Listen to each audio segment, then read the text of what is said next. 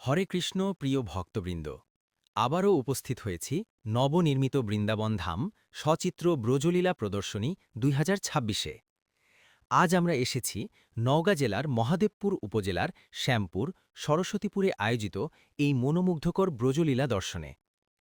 আমি উত্তম কুমার রায় বগুড়া জেলার নন্দীগ্রাম উপজেলার হাটকরই গ্রাম থেকে 2টি বাসে করে প্রায় শতাধিক ভক্তকে নিয়ে এসেছি এই পবিত্র ব্রজলীলা দেখার জন্য।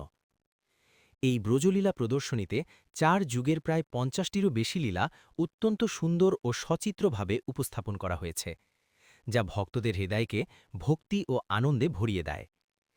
আপনারা যারা সরাসরি এখানে উপস্থিত হয়ে ব্রজলীলা দেখতে পারেননি, তাদের জন্যই এই ভিডিওটি ধারণ করা হয়েছে। আমি চেষ্টা করব পুরো ব্রজলীলা আপনাদের সামনে তুলে ধরতে।